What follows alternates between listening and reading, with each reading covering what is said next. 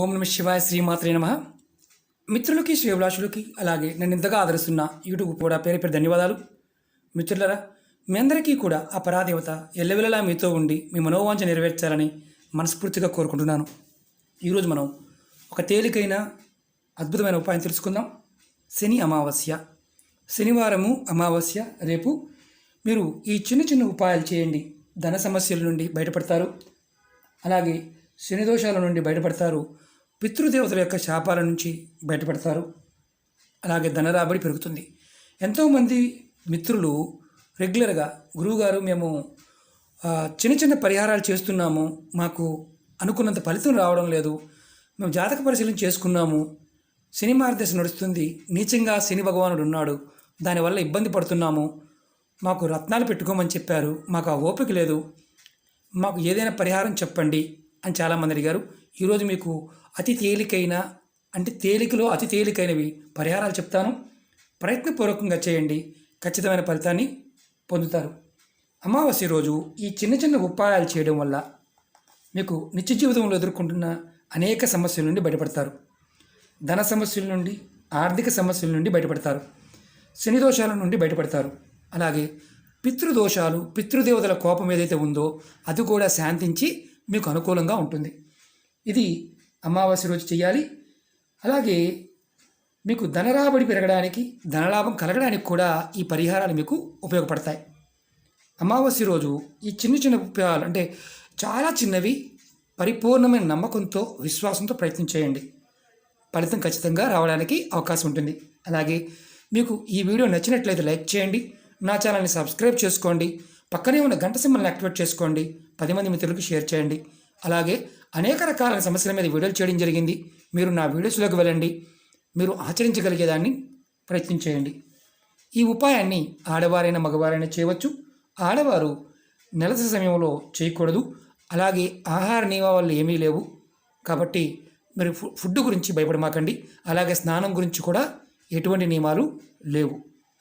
ముందుగా అమావాస్య రోజు ఉదయం మీరు స్నానం చేసే నీళ్ళల్లో గంగాజలం, మీకు పూజా వస్తువులు అమ్మే షాపుల్లో దొరుకుతుంది, కాస్త గంగాజలం కొని తెచ్చుకోండి. మీ కుటుంబ సభ్యులందరూ కూడా స్నానం చేసే నీళ్ళల్లో కొంచెం గంగాజలం కలుపుకొని స్నానం చేయండి. అలాగే కొంచెం గంగాజలం తీసుకొని మీ ఇల్లు మొత్తం చిలకరించండి. ఇలా తర్వాత మీ ఇంటి ముఖద్వారం దర్వాజా దగ్గర బయట కొంచెం నీటిని చిలకరించండి. మాకు 4 దర్వాజాలు ఉన్నాయి గురువుగారు, 4 చేయాలంటే 4 చేయండి. అలాగే అమావాస్య రోజు మీ ఇంటి మెయిన్ దర్వాజా బయట పసుపుతో చక్కగా స్వస్తిక్ పైన, దర్వాజా పైన స్వస్తిక్ వేయండి. ఈ విధంగా చేయటం వల్ల పితృదోషాల నుండి బయటపడతారు. ఈ ఉపాయాన్ని ప్రతి అమావాస్యకు చేయండి. ఖచ్చితంగా కుటుంబ సభ్యులు ఎవరు చేసినా పితృదేవతల వల్ల ఇబ్బందుల నుంచి కొంతలో కొంత బయటపడతారు. అలాగే అమావాస్య రోజు రాత్రి కొంచెం నల్ల నువ్వులు తీసుకొని మీ తల చుట్టూతా యాంటీ క్లాక్ వైజు 7 సార్లు తిప్పుకొని మీ ఇంటికి దక్షిణం వైపు విసిరేయండి.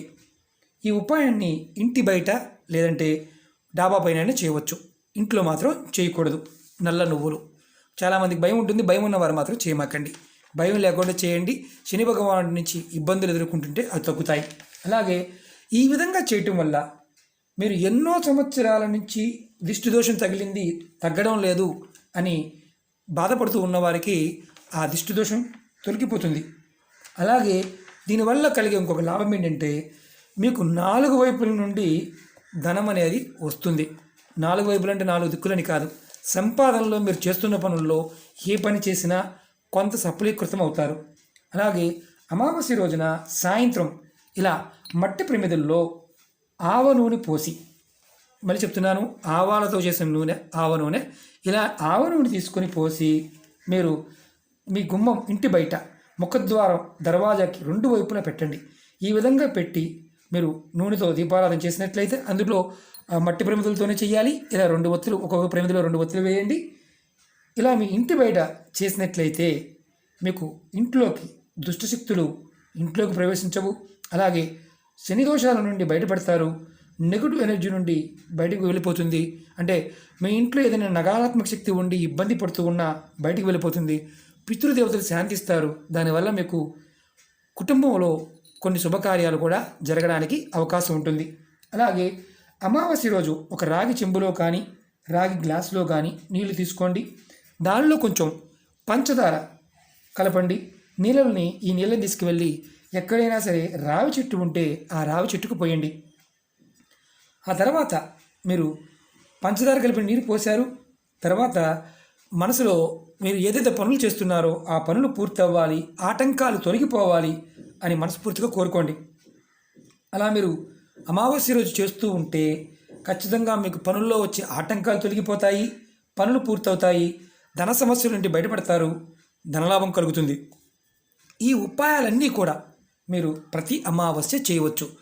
ఇందులో మీరు ఏది చేయగలిగినా మీరు సమస్యల నుంచి త్వరగా బయటపడతారు. ఇవి పరిపూర్ణమైన నమ్మకంతో, విశ్వాసంతో ప్రయత్నించేయండి.